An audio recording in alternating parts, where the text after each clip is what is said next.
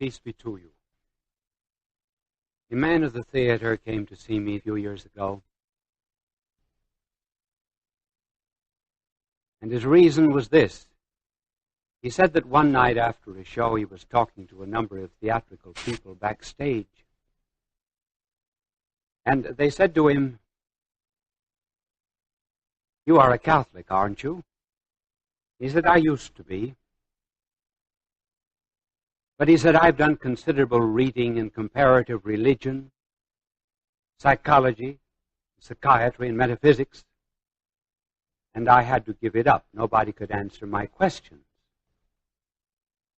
Someone said, "Why don't you go to Bishop Sheen and have him answer your questions?" So he said, "Here I am. And I have a number of questions I would like to put to you." And I said to him, "Now, before you ask a single question, you go back to the hotel where you were living, get rid of that chorus girl you're living with, and then come back and ask the questions." And he threw up his hands, laughed, and he said, "Oh, certainly. I'm trying to fool you just like I fooled myself. That's the reason." I saw him not very long ago, and I said, "Well, you are still off the track, aren't you?" He said, "Yes, but I have not thrown away the map." Now here was a perfect example of someone covering up conscience. And it is of conscience that we would speak. For conscience carries on with us a kind of an unbearable repartee. We are very different from the rest of creatures, regardless of how much we insist on similarities. What makes us different is that we can reflect, turn back upon ourselves. No stone can ever turn a part of itself on another part of itself. No page of a book can so completely be absorbed in another page of the book that it understands that page. But we humans, we have the power of looking at ourselves in a kind of a mirror. We can be pleased with ourselves. We can be angry with ourselves. And so it is possible for us to have tensions of all kinds which do not happen to animals. You will never in your life see a rooster with an Oedipus complex. You will never see a pig with an Oedipus complex. No animal ever has a complex. Scientists have induced ulcers, indeed in some animals, but they were introduced by humans. The animal left to itself, however, never feels this tension. We do. We feel a tension between what we are and what we ought to be. Between the ideal and the fact. We are somewhat like a mountain climber. We see the peak way up at the top, to which we're climbing, and which we hope to attain. And down below, we see the abyss, into which at any time we might fall. Now, why is it that conscience does trouble us this particular way, when it does not trouble the rest of creatures? Why is it we try to escape it? Think of how many abnormal ways there are of avoiding it. Sleeping tablets, alcoholism. These are just a few of the ways of avoiding this unbearable repartee. Then have you ever noticed how pessimistic some people become? They are always expecting rain on the day of the picnic. Everything is going to turn out to be a catastrophe. They know it. Why do they take this attitude? Because in their own heart and soul, they know very well that the way they are living and violating their conscience deserves some kind of an unfavorable judgment. And so they bring back that judgment upon themselves and are always awaiting the electric chair. Their judgments are influenced by this pessimistic attitude. Another psychological manifestation of avoidance of conscience is hypercriticism. The neighbor is always wrong. And have you ever noticed the letters that are sent to the newspapers? They begin with, "The trouble with my husband is this. I cannot stand my wife because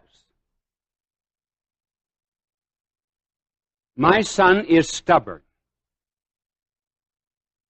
And then in the ordinary affairs of life, the poor neighbor never can do anything good. Why this hypercritical attitude? Abraham Lincoln once gave the right answer to it. He was going into a hospital in Alexandria during the Civil War, and at a time when presidents were not well known because Brady had not circulated all of his photographs. And as he went into the hospital, some young man running out bumped into Lincoln,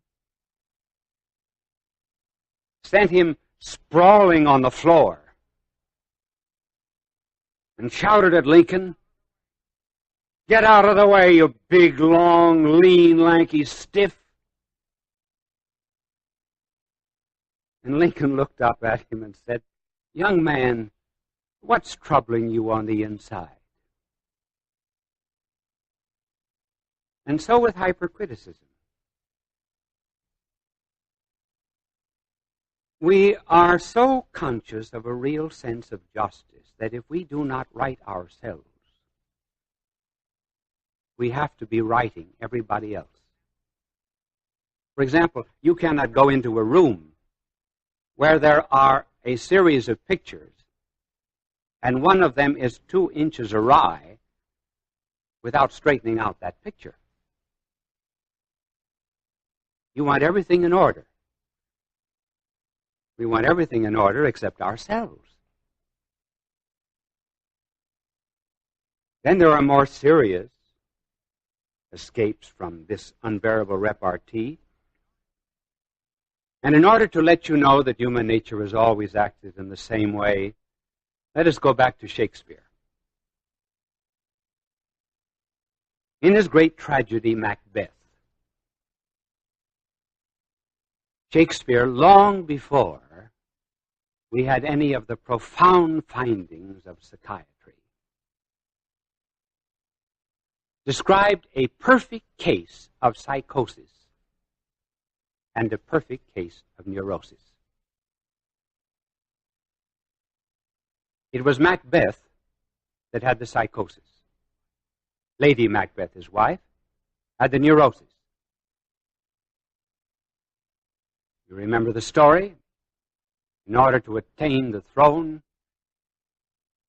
Banquo the king was murdered. Conscience bothered Macbeth so much that he developed a psychosis, and he began to see the ghost of Banquo. He imagined he saw him seated at a table. The dagger that killed the king was constantly before him. What is this dagger before my eyes? It was just imagination,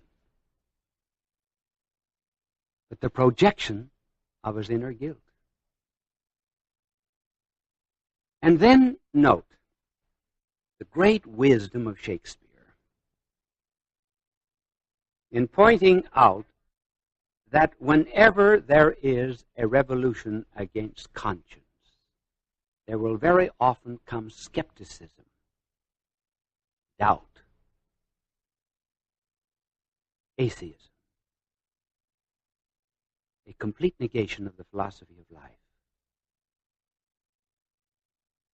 And Macbeth reached a stage where to him life was just a candle. Out, out, brief candle. Life had no meaning. And so the petty pace creeps on from day to day. And all our yesterdays have lighted fools their way to dusty death. I tell you, skepticism, agnosticism, and atheism have not rational foundations. Their foundations are in the moral order. First, there was a revolt against conscience. Then look at Lady Macbeth. Her guilt manifested itself in a neurosis. And the maid said of Lady Macbeth that she washed her hands every quarter of an hour.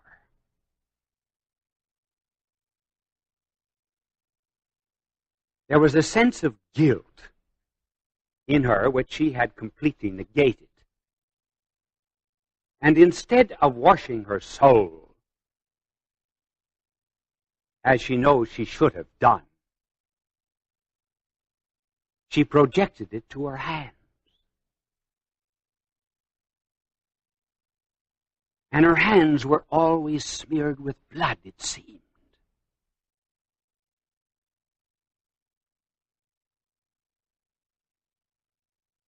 She said that not all the waters of the seven seas were enough to wash this blood incarnadine from her hand.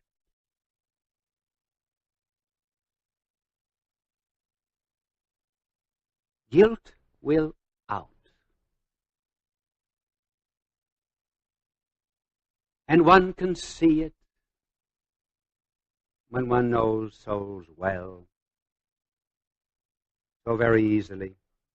I was once instructing a young woman, and she had finished on tape and on records, not these, but others which I had made before. She had finished about 15 hours. And after the first instruction on confession, she said to my secretary, "I'm finished. No more lessons. I do not want to hear anything about the Catholic Church from now on." My secretary phoned me, and I said, "Ask her to finish the other 3 on the subject of confession, and then I will see her." I saw her at the end of the 3, and she was in a veritable crisis. She was screaming, shrieking, "Let me out of here! Let me out of here!" I never want to hear anything again about the church after hearing this talk on confession. Well, it took about 5 minutes to calm her down, and I said, listen, my good girl, there is absolutely no proportion between what you have heard and the way you are acting. So there has to be something else.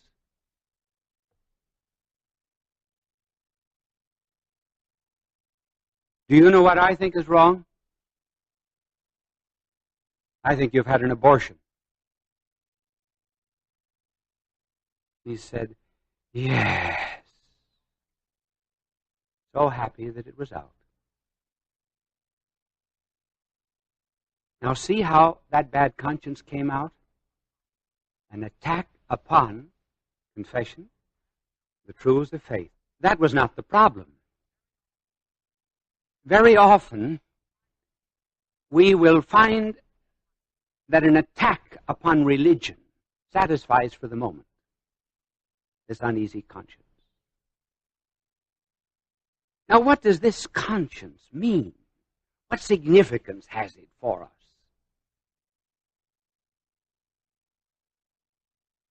Well, conscience is something like the United States government. The United States government is divided into 3 offices: the legislative, the executive, and the judicial. The legislative, Congress that makes laws. The executive, the president, who witnesses to the conformity of law and action. And finally, the Supreme Court, which judges that conformity. Now, we have all of these inside of us. First of all, we have a Congress. There's a law inside saying, thou shalt not. I might interrupt myself for a moment to define conscience very simply as conscience is that which makes you feel good after. And wrong is that which makes you feel bad after. So we have a law. Thou shalt not. Where does this law come from? From myself? No, if it did, I could do away with it. If I made it, I could unmake it.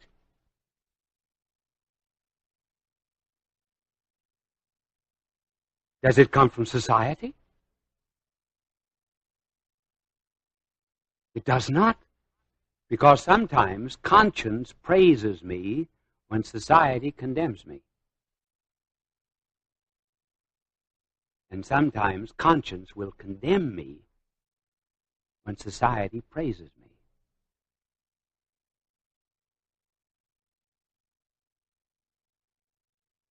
Where does it come from then? If not from myself. Where then does the executive side of conscience come from? It too judges whether or not I have obeyed that law. It says, I was there. I saw you. And though others will say, oh, pay no attention to it, one knows very well that one must. And one also knows the motives that inspired the act. And finally, it judges us. And if, therefore, it praises us for certain actions, and we feel somewhat the same happiness and joy that we would from being praised by a father or mother, if we feel the same sadness and unhappiness that we feel when condemned by a father or a mother, it must be that behind conscience is some person, the divine thou. It is the standard of our life.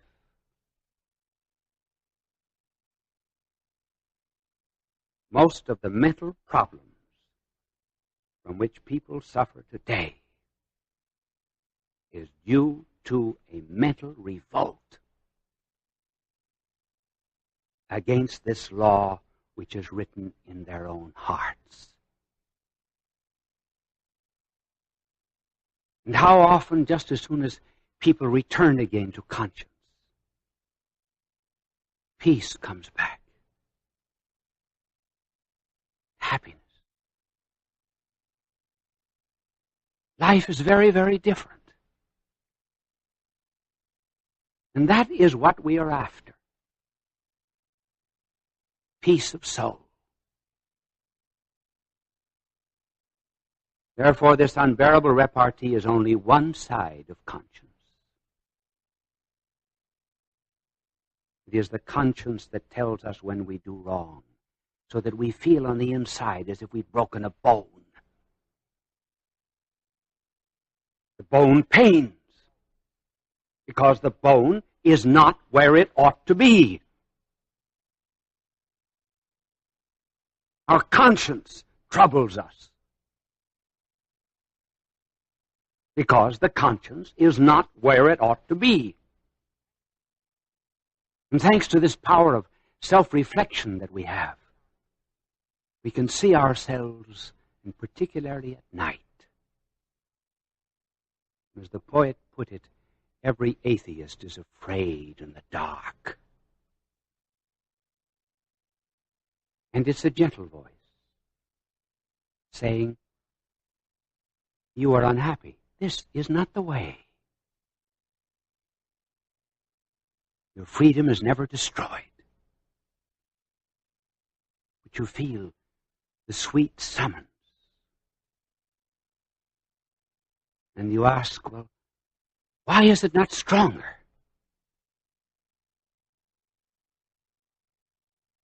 It's strong enough if we would listen. And God respects our freedom that He gave us.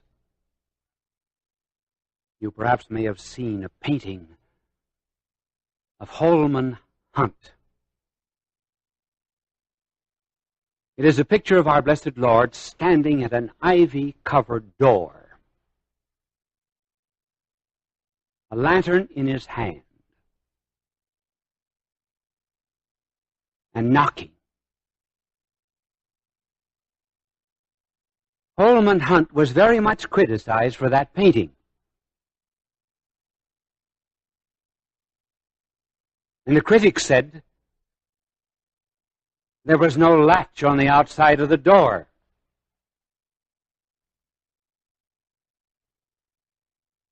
That was right. There was no latch on the outside of the door. It was conscience. The door is opened from the inside.